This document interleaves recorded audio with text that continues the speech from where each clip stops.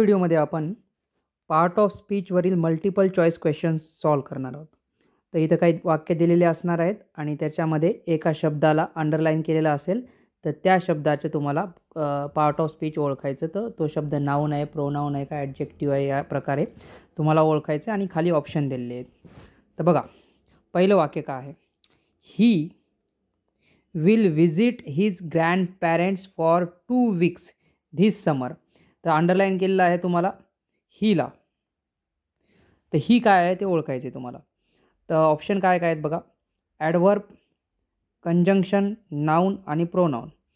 तर काय आहे तुम्हाला सगळ्यांना माहीत आहे, ही, शी वगैरे हे नामाऐवजी वापरलेल्या शब्दांना काय म्हणतात? नाऊन. तर हे शब्द कोणता आहे? नामाऐवजी जे शब्द वापरतात त्याला काय म्हणतात? प्रोनाऊन. तर दिलेलं जे वर्ड आहे तुम्हाला त्याचं आन्सर काय आहे? Pronoun. Pronoun is the right answer. He will visit his grandparents for 2 weeks this summer. आता तुम्ही ह्याचं सांगा बरं, ग्रँडपॅरेंट्स कोणता असेल? तर ग्रँडपॅरेंट्स काय असणार आहे? नाऊन असणार आहे. ग्रँडपॅरेंट्स काय असणार आहे? नाऊन असणार आहे. आणि समर सांगा बरं, समर पण काय असणार आहे? नाऊन असणार आहे. आणि विजिट काय असणार आहे? वर्ब असणार आहे. तर या प्रकारे खाली काही वाक्य दिलेले आहेत, त्याच्यामधील जो शब्द अंडरलाईन केला आहे त्याचं तुम्हाला शब्दाची जाती ओळखायची आहेत. चला आता सेकंड वाक्याकडे जाऊत आपण. सेकंड वाक्य आहे, सायलेंटली रीड युअर बुक. आणि अंडरलाईन केलेलं आहे सायलेंटलीला. तर वाक्याचा अर्थ काय होते? सायलेंटली रीड युअर बुक म्हणजे सायलेंटली म्हणजे शांतपणे, रीड म्हणजे वाचा, युअर बुक म्हणजे तुमचं पुस्तक शांतपणे वाचा. तर हे सायलेंटली जे शब्द आहे ते या रीड व्हर्बबद्दल माहिती सांगते. आणि व्हर्बबद्दल माहिती सांगणाऱ्या शब्दाला काय म्हणतात? ॲडव्हर्ब. तर म्हणून सायलेंटली काय आहे? ॲडव्हर्ब आहे. तर उत्तर काय असणार आहे? करेक्ट उत्तर ॲडव्हर्ब. सायलेंटली काय आहे? ॲडव्हर्ब आहे. सायलेंटली ॲडव्हर्ब आहे, कारण तो रीड या व्हर्बबद्दल माहिती सांगतो. पुढे बघा, हे पुट दॅट डाऊन. तर इथं या हे शब्दाला अंडरलाईन केलं, हे.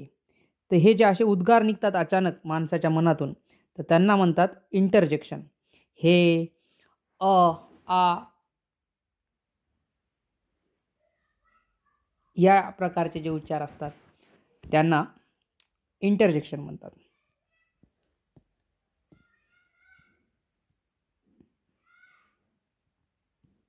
असे असणार काही इंटरजेक्शन तुम्हाला, किंवा हे असणार, किंवा आऊच, या प्रकारचे काही जे उच्चार निघतात माणसाचे, अचानक काही भावना व्यक्त होतात, त्याला इंटरजेक्शन म्हणतात.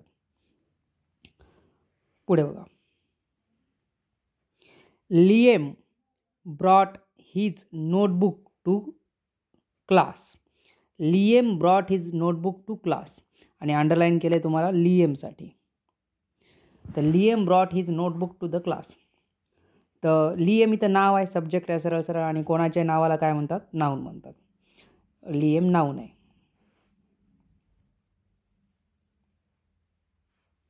पुढील वाक्य, your test scores were almost perfect. आणि कशाला अंडरलाईन केले? ऑलमोस्टला. तर तुम्हाला विचारले खाली ऑप्शनमध्ये दिलेला शब्द ॲडजेक्टिव्ह आहे, ॲडव्हर्ब आहे, नाऊन आहे का प्रोनाऊन आहे? तर दिलेला शब्द हा ॲडव्हर्ब आहे. ऑलमोस्ट हा ॲडव्हर्ब असतो. Your test score were almost perfect. वाक्याचा अर्थ होते युअर टेस्ट स्कोअर. युअर म्हणजे तुझे, टेस्ट स्कोअर म्हणजे परीक्षेतील mark, were almost perfect. Almost perfect होते म्हणजे जवळपास कंप्लीट मार्क होते, म्हणजे पैकीच्या पैकी मार्क पडले होते. तर ते मार्क पडण्याच्या क्रियेला अधिक माहिती सांगते. जो शब्द वर्बबद्दल माहिती सांगतो त्याला काय म्हणतात? ॲडव्हर्ब म्हणतात. वर्ड विच गिव्ज इन्फॉर्मेशन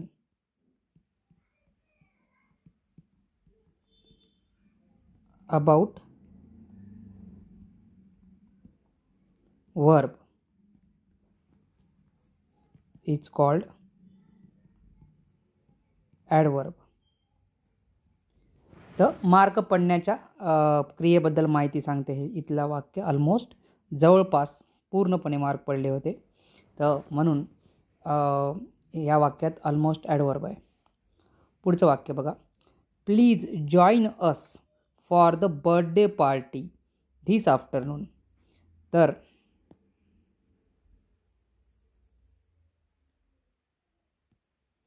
इथं अंडरलाईन केले तुम्हाला असला. अस हे जे आहे ते प्रोनाऊन आहे. अस, वी, ही, शी या टाईपचे प्रोनाऊन असतात, तुम्हाला माहिती आहे. पुढचं वाक्य आहे French onion soup is on the lunch menu. तर वाक्याचं आहे फ्रेंच ऑनियन सूप. तर फ्रेंच ऑनियन सूप हे लंच मेनूमध्ये आहे, म्हणजे लंचमध्ये दुपारच्या जेवणामध्ये फ्रेंच ऑनियन सूप आहे. तर इथं तुम्हाला विचारले की फ्रेंच शब्द काय आहे, फ्रेंच शब्द काय आहे. तर फ्रेंच शब्द जे आहे ते या अनियन सूपबद्दल अधिक माहिती सांगते. अनियन सूपबद्दल अधिक माहिती सांगते. अनियन सूप जे एका पदार्थाचं नाव आहे, हे नाऊन आहे. अनियन सूप एक नाऊन आहे, त्याच्याबद्दल अधिक माहिती सांगते. अनियन सूप कोणतं आहे, तर फ्रेंच अनियन सूप आहे. तर फ्रेंच जे आहे त्याच्याबद्दलचं, जसं मी म्हटलं असतं स्पायसी अनियन सूप, तर तुम्हाला काय वाटलं असतं की तिखट अनियन सूप. तर त्या टाईपचंच फ्रेंच अनियन सूप हे एक फ्रेंच देशातलं असल्यामुळं या अनियन सूपबद्दल अजून माहिती सांगते. तर हे फ्रेंच अनियन सूप हे फ्रेंच शब्द इथं ॲडजेक्टिव्ह म्हणून काम करते, अनियन सूपबद्दल माहिती सांगते. तर हे वाक्याच्या मध्ये फ्रेंच जे आहे ते ॲडजेक्टिव्ह आहे. तर adjective is the right answer.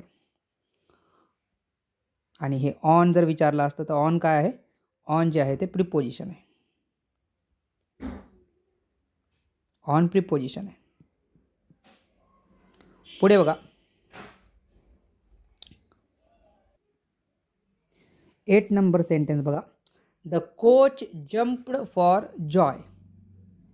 Coach jumped, jump म्हणजे उडी मारली, कोचने आनंदाने उडी मारली, जॉय म्हणजे आनंदाने उडी मारली.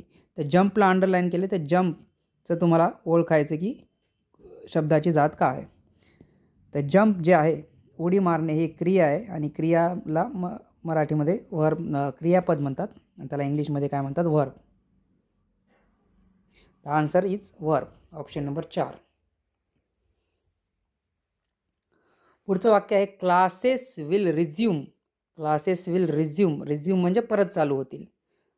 Classes will resume in the fall, म्हणजे फॉलमध्ये, फॉलच्या याच्यामध्ये क्लासेस परत चालू होतील. फॉल हे एका ऋतूचं नाव आहे.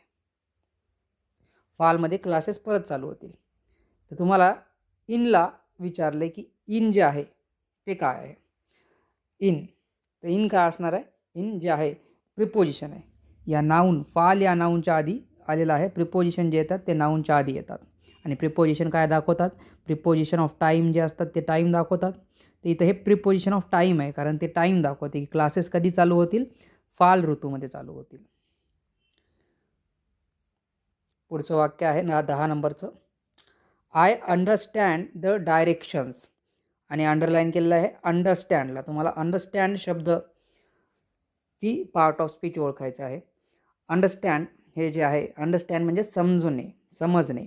आय अंडरस्टँड द डायरेक्शन्स, तर मला डायरेक्शन्स म्हणजे काय, दिशा समजते. तर हे समजणे क्रियेचं नाव आहे, तर त्यामुळे क्रियापद आहे, म्हणजेच वर्ब आहे. तर आन्सर इज 4, वर्ब. 11 नंबरचं बघा वाक्य.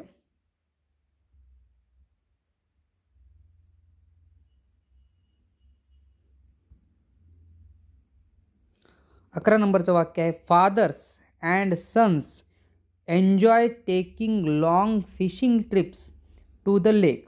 म्हणजे फादर्स म्हणजे वडील आणि त्यांचे मुले एन्जॉय टेकिंग, एन्जॉय करतात म्हणजे आनंद घेतात, taking long fishing trips. Fishing trips म्हणजे तिकडं मासेमारी करायला जातात ते, टू द लेक, लेक म्हणजे तळ्यामध्ये मासेमारी करायला जेव्हा जातात तर त्याचा ते आनंद घेतात, आस्वाद घेतात. याच्यामध्ये तुम्हाला विचारलं आहे अँड काय आहे. अँड, तर तुम्हाला माहीत आहे 2 शब्दांना किंवा वाक्यांना जो शब्द जोडतो त्यांना कंजंक्शन म्हणतात. इथं फादर्स आणि सन्सला हे जोडणारा शब्द आहे अँड. तर अँड जे आहे ते कंजंक्शन आहे, अँड कंजंक्शन आहे. तर आन्सर नंबर 2 कंजंक्शन. पुढचं बघा 12 नंबरचं वाक्य. The postman will deliver it to your house. The postman, तुम्हाला माहीत आहे पोस्टमॅन डिलिव्हर म्हणजे पोहोचतं करेल. इट म्हणजे ते पदार्थ जे काही आहे मागवलेलं आहे तुम्ही, टू युअर हाऊस तुमच्या घरापर्यंत आणून पोस्टमॅन देऊन टाकणार आहे.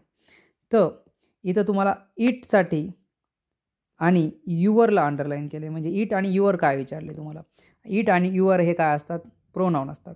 नामाऐवजी वापरलेले शब्द आहेत ते प्रोनाऊन आहेत. तर मग आन्सर सी आहे, प्रोनाऊन. पुढील वाक्य आहे, she wore a beautiful dress to the party. She wore म्हणजे वियरचं पास्ट टेन्स आहे, सिम्पल पास्ट टेन्समधलं वाक्य आहे. She wore a beautiful dress. शी म्हणजे तिने, वोर म्हणजे परिधान केला, घातला होता. ब्युटिफुल ड्रेस म्हणजे एक सुंदर ड्रेस घातला होता. टू द पार्टी, पार्टीमध्ये येण्यासाठी तिने एक सुंदर ड्रेस घातला होता. तर ब्युटिफुल शब्दाला अंडरलाईन केले. ब्युटिफुल शब्दाचा तुम्हाला पार्ट ऑफ स्पीच सांगायचे. तर ब्युटिफुल जे शब्द आहे ते ड्रेस या नाऊनबद्दल माहिती सांगते. आणि नाऊनबद्दल माहिती सांगणाऱ्या शब्दाला काय म्हणतात, ॲडजेक्टिव्ह म्हणजे विशेषण. तर उत्तर आहे ए, ॲडजेक्टिव्ह. ब्युटिफुल शब्द ॲडजेक्टिव्ह आहे. पुढचं वाक्य आहे, वाव दॅट वॉज स्केरी. परत बघा, हे वाव अचानक निघालेला उद्गार आहे. त्याच्यानंतर पुढे उद्गारवाचक चिन्हसुद्धा आहे. तर तुम्हाला विचारले वाव जे शब्द आहे ते काय आहे. तर असे जे उद्गार निघतात तोंडातून माणसाच्या, तर त्याला इंटरजेक्शन म्हणतात. त्याचं उत्तर ए, इंटरजेक्शन आहे.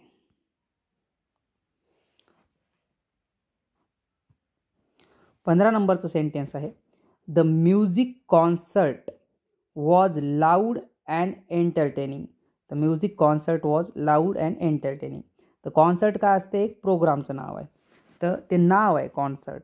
त्यामुळं जे कॉन्सर्ट शब्द जे तुम्हाला विचारलेला असणार आहे ते काय असणार आहे, नाऊन असणार आहे. त्याचा आन्सर आहे सी, नाऊन. आणि जर तुम्हाला लाऊड विचारलं असतं, लाऊड, तर तुम्ही काय सांगितलं असतं, लाऊड शब्द कशाबद्दल माहिती सांगतोय, तर म्युझिक कॉन्सर्टबद्दल सांगतो, या नाऊनबद्दल माहिती सांगतोय. म्हणून